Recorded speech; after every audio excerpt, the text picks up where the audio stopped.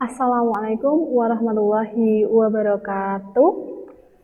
Selamat datang kembali di pembelajaran online ilmu pengetahuan alam bersama saya, Riyanti. Pada pertemuan hari ini, teman-teman, kita akan belajar tentang apa itu gaya, yaitu kalau kemarin kita sudah belajar tentang gerak, bahwasannya segala sesuatu benda itu mampu melakukan gerakan atau bergerak itu karena ada faktor yang namanya gaya. Nah, apa sih sebenarnya gaya itu? Mari kita akan melihatnya. Gaya adalah suatu tarikan atau dorongan yang dikerahkan sebuah benda terhadap benda lain. Dalam satuan internasional, gaya itu adalah Newton. Nah, kemudian, apa sih pengaruhnya pemberian gaya terhadap benda? Suatu benda yang diberi gaya, maka dia akan satu, mengalami perubahan bentuk. Contohnya kalau kita membuat keramik gitu ya, kita beri gaya maka akan menghasilkan bentuk-bentuk tertentu. Kemudian kita menekan-nekan plastisin, nah itu juga kita akan menghasilkan bentuk tertentu.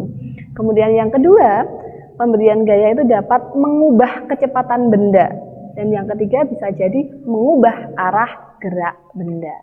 Itu pengaruh pemberian gaya terhadap benda. Kemudian jika gaya itu bisa dikelompokkan menjadi dua. Yang pertama adalah gaya sentuh dan yang kedua adalah gaya tak sentuh. Apa maksudnya? Gaya sentuh adalah gaya yang bekerja pada benda akibat adanya sentuhan. Contohnya gaya otot dan gaya gesek. Sementara gaya tak sentuh adalah gaya yang bekerja pada benda tanpa adanya sentuhan dengan benda tersebut. Contohnya gaya tak sentuh adalah ada gaya gravitasi bumi, gaya listrik, dan juga gaya magnet. Kemudian macam-macam gaya itu ada gaya berat, kemudian ada gaya normal, gaya tegangan tali, gaya gesek, dan gaya tekan. Gaya berat itu adalah gaya gravitasi yang bekerja pada suatu benda.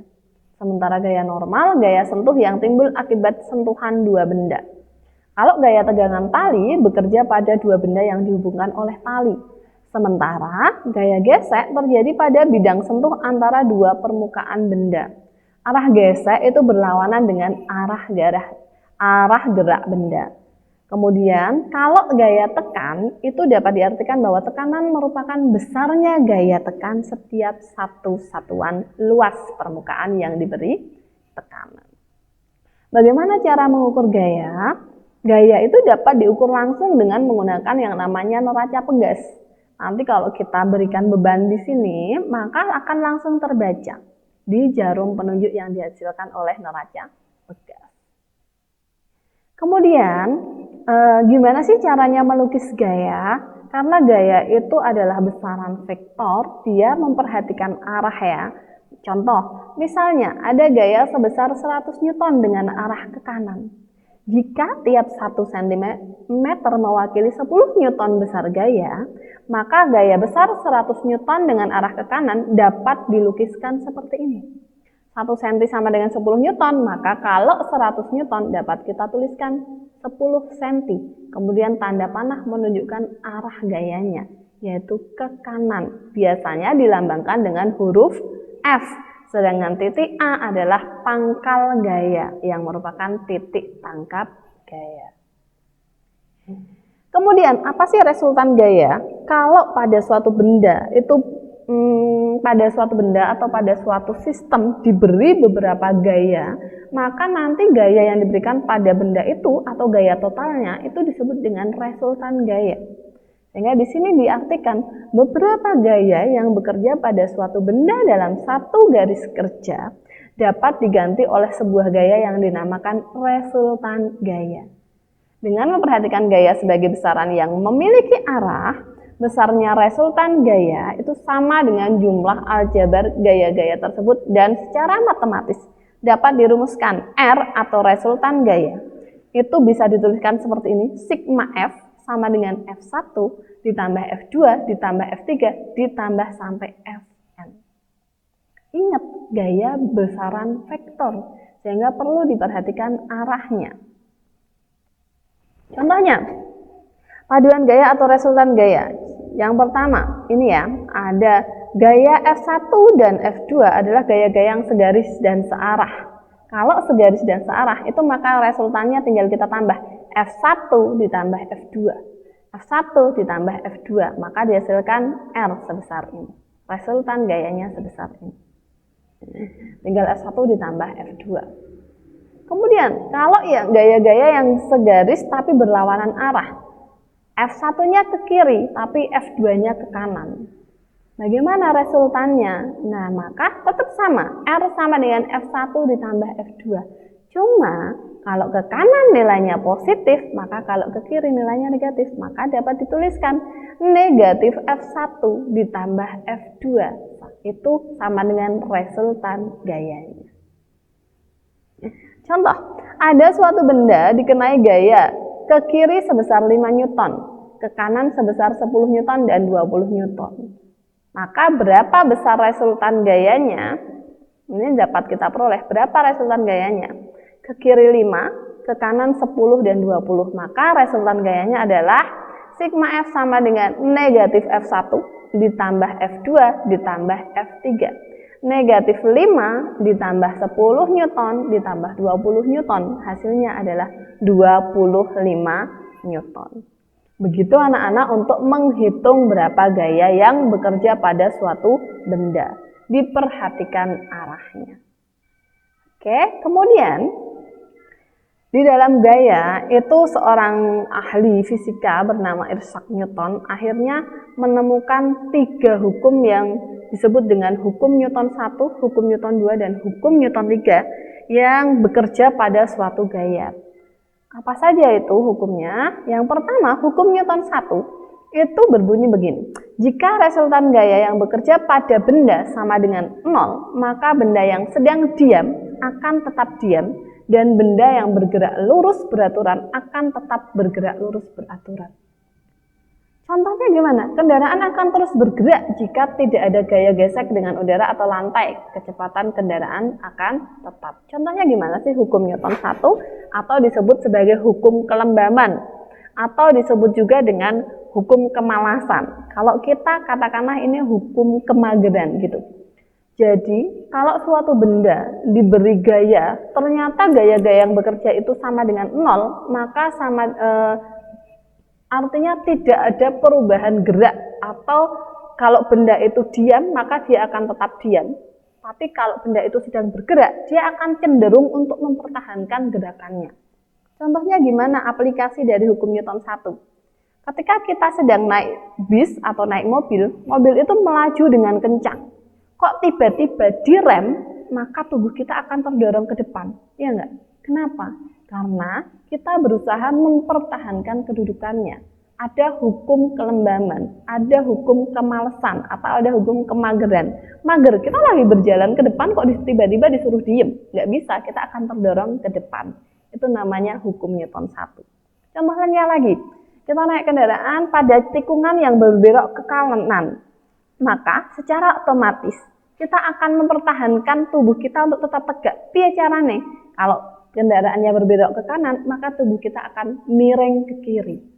Itu secara otomatis menunjukkan hukum kemageran. Mager, males, tidak mau dipengaruhi oleh gaya di sekitarnya. Atau gaya di sekitarnya tidak mampu mempengaruhi gerak kita. Itu namanya hukum Newton 1. Hukum kemalasan. Contohnya lagi gimana? Ada kendaraan yang sedang diam, tiba-tiba digas. Maka kita akan terdorong ke belakang. Kenapa? Karena kita mempertahankan kedudukan kita untuk tetap diam. Begitu. Kemudian hukum Newton yang kedua. Hukum Newton yang kedua itu dinyatakan sebagai begini. Percepatan suatu benda berbanding lurus dengan gaya yang bekerja pada benda tersebut dan berbanding terbalik dengan massa benda tersebut. Contohnya gini. Ada gajah dengan rusa balapan lari. Maka siapa yang akan menang? Yang akan menang adalah rusa. Kenapa? Semakin kecil massanya, maka percepatannya akan semakin besar. Begitu dengan gajah, semakin besar massanya, maka percepatannya akan semakin kecil.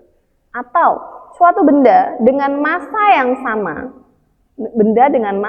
sama, tapi diberi gaya yang berbeda, nanti percepatannya akan berbeda. ada mobil macet didorong oleh 3 orang dibandingkan dengan didorong oleh 10 orang, maka dorongannya akan lebih cepat dengan yang didorong oleh 10 orang. Kenapa? Karena gaya yang diberikan itu lebih besar ketika didorong oleh 10 orang daripada dengan didorong oleh 3 orang. Contoh lainnya lagi. Ada seorang anak yang mendorong meja. Ya, 2 meja itu sama, masanya sama. 1 meja didorong 1 anak dan 1 meja didorong oleh 3 anak. Ketika balapan, maka tentu akan lebih cepat yang meja itu didorong oleh 3 anak. Kenapa? Karena masanya sama, tetapi gaya yang diberikan beda, sehingga percepatannya akan berbeda. Ingat, resultan gaya berbanding lurus dengan massa dan percepatan. Semakin besar gaya yang diberikan, maka kemungkinan percepatan yang dihasilkan juga semakin besar. Tapi kalau massa berbanding terbalik dengan percepatan. Semakin besar massanya, percepatannya akan semakin kecil. Yang ketiga adalah hukum Newton 3 atau disebut dengan hukum aksi dan reaksi. Contohnya, bila benda A mengerjakan gaya pada benda B, maka benda B akan mengerjakan gaya pada benda A dengan sama besar, tapi arahnya berlawanan. Contohnya, kalau kalian main anak panah itu cara memainkan anak panah adalah dengan cara kita menarik anak panah itu ke belakang, tetapi yang ditarik busurnya ya, mohon maaf, busurnya kita tarik ke belakang, maka anak panahnya akan melaju ke depan. Itu namanya hukum aksi reaksi dengan gaya yang sama besar. Contohnya lagi, kalau kita akan berenang itu kita menyibak airnya ke belakang, tetapi tubuh kita akan terdorong ke depan. Itu namanya hukum 3 Newton, hukum aksi reaksi. Contohnya lagi, mendayung perahu. Mendayung perahu itu ke arah belakang, tapi tubuh kita akan terdorong ke depan. Contohnya lagi adalah burung yang terbang. Burung yang terbang itu mereka akan mengetakkan sayapnya ke bawah, sehingga tubuhnya akan terangkat ke atas. Itu namanya hukum Newton 3. Aksinya adalah mengepakkan sayap ke bawah dan reaksinya adalah tubuhnya terangkat ke atas. Baik, sekian anak-anak untuk presentasi saya hari ini. Setelah ini silahkan kerjakan LKPD yang saya bagikan. Tetap jaga kesehatan, silakan jangan lupa cuci tangan dengan sabun, kemudian makan makanan yang bergizi. Kita ketemu lagi di pertemuan yang akan datang. Assalamualaikum warahmatullahi wabarakatuh.